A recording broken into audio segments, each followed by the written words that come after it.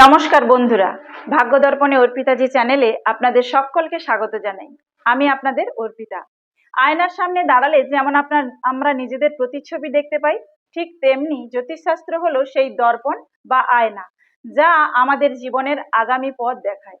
আজ আমি কথা বলবো মকর রাশির জাতক জাতিকাদের নিয়ে। দীর্ঘ 12 বছরের দীর্ঘ প্রতীক্ষার পর এক মাহেন্দ্রক্ষণ উপস্থিত।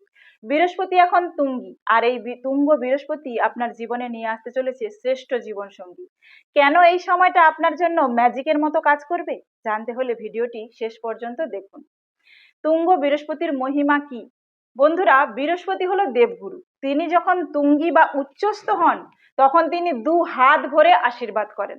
মকর রাশির জন্য এই অবস্থান অত্যন্ত বিরল, কারণ একটি রাশিতে ফিরে আসতে বৃহস্পতির প্রায় 12 বছর সময় লাগে। এর মানে হলো গত এক যুগে আপনি যে পরিমাণ লড়াই করেছেন বা কিছু হারিয়েছেন, তা ফিরে পাওয়ার সময় এবার সমাগত। আপনার কুষ্টিতে যদি বৃহস্পতি শুভ অবস্থানে থাকে, তবে এখন থেকে আপনার মান সম্মান এবং প্রতিপত্তি বহু গুণ বৃদ্ধি পাবে। জীবনের শ্রেষ্ঠ সঙ্গী বা বেস্ট পার্টনার যোগ। এবার আসি সেই বিশেষ বিষয়ে যার জন্য আপনারা অপেক্ষা করছেন, জীবন সঙ্গী। থাম্বনেইলে যেমনটা দেখেছেন, বেস্ট পার্টনার আসবার যোগ কিন্তু প্রবল। যারা এতদিন একাকিত্বে ভুগছিলেন, তাদের জীবনে হঠাৎ করেই এমন কেউ আসবে যে আপনার জীবনের দর্পণ বা আয়না হয়ে আপনাকে আগলে রাখবে। 12 বছর পর তৈরি হওয়া এই রাজযোগের ফলে বিয়ের বাধা কেটে যাবে। বিশেষ করে যারা মনের মতো জীবন সঙ্গী খুঁজছিলেন, তাদের সন্ধান এবার পূর্ণ হবে। যদি পুরনো কোনো সম্পর্কে ফাটল ধরে থাকে, তবে এই সময় তার জোড়া লাগার সম্ভাবনা প্রবল। বৃহস্পতির প্রভাবে সঙ্গীর সাথে মানসিক দূরত্ব কমে যাবে।